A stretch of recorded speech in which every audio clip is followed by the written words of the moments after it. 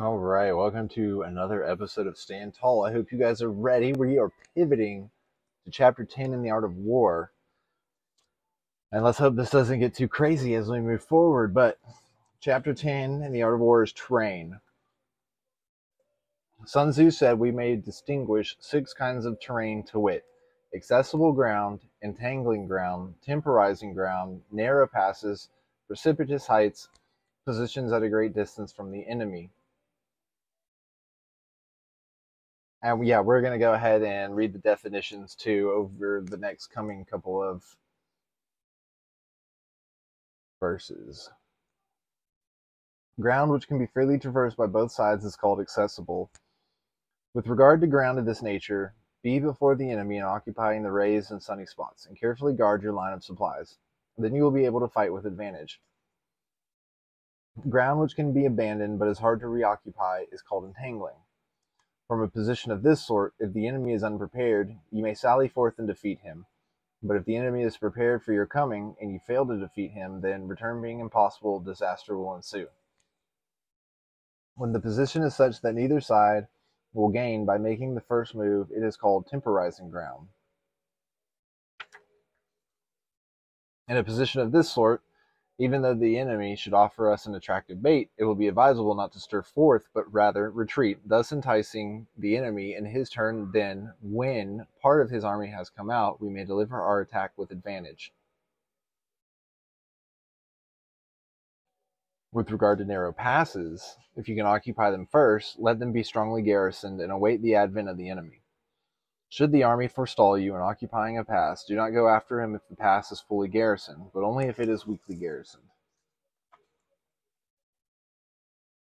With regard to precipitous heights, if you are beforehand with your adversary, you should occupy the raised and sunny spots, and there wait for him to come up. If the enemy has occupied them before you, do not follow him, but retreat and try to entice him away. Patience. If you are situated at a great distance from the enemy, and the strength of the two armies is equal, it is not easy to provoke a battle, and fighting will be to your advantage.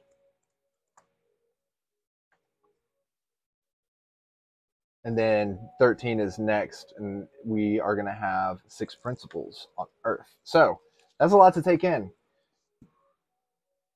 I think we are in for some really great content over the next little bit. So those all more or less have to do with terrain from a warfare perspective, and how to attack situations and what to do in certain situations where you can attack. And so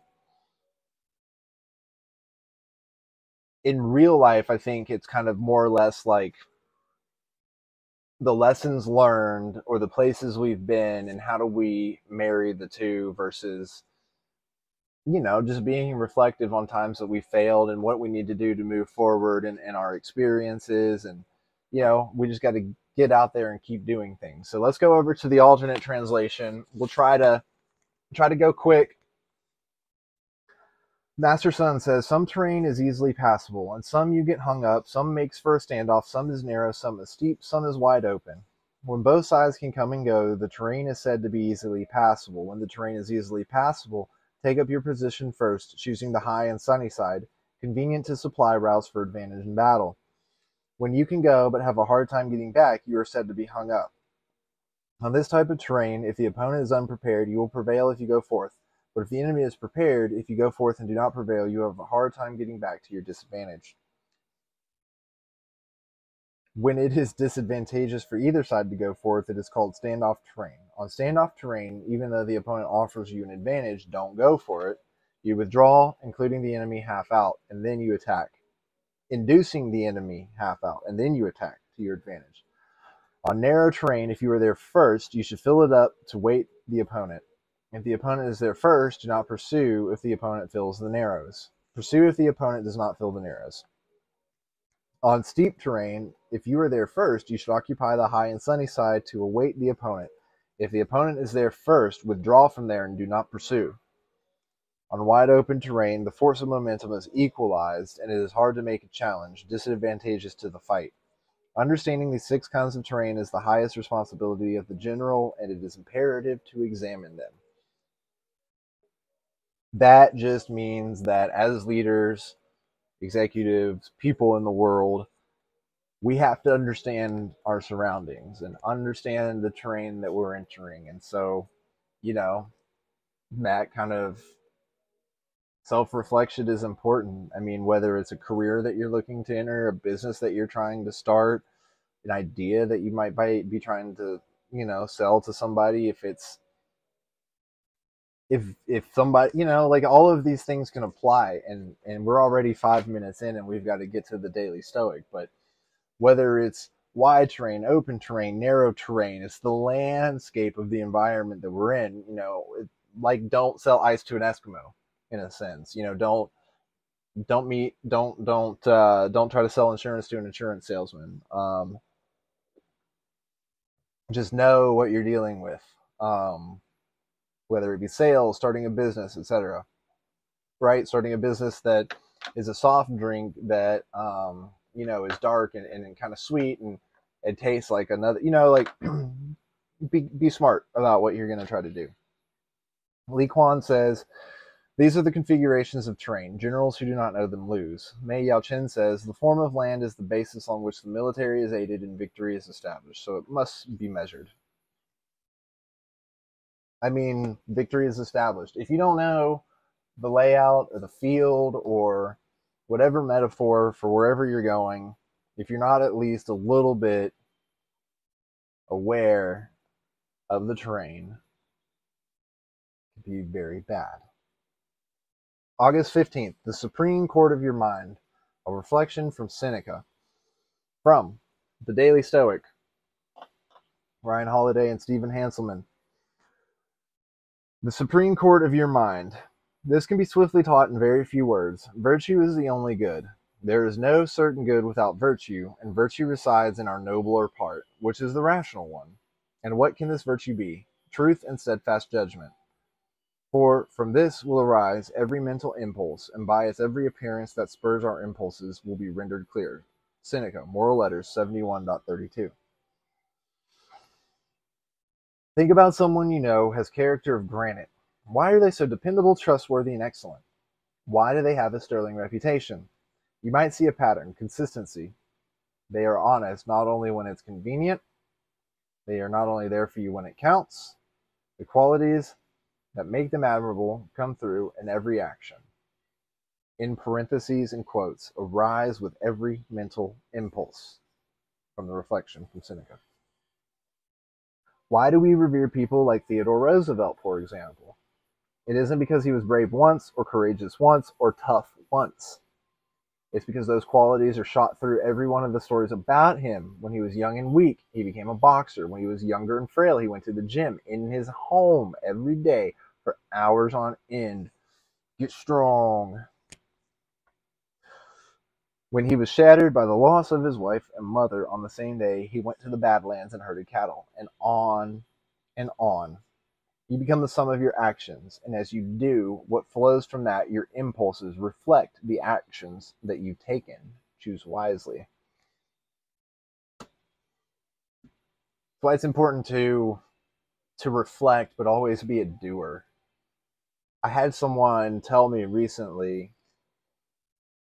he's like, I've noticed something about you, Dave. Whenever I come up with an idea or say something, you just kind of like go and do it and take care of it. And I was just like, I don't know. It's just, you kind of just need to do what you know needs to be done, especially in regards to this, where it's like we're trying to form a business and we're trying to build an infrastructure for a product and all of that. So I think that tying these two, being the sum of all your actions and your impulses, I think impulses is an interesting take here, because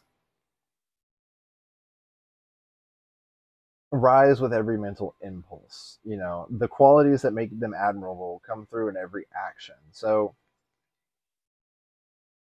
I think similarly to the art of war, with the terrain that's been laid out,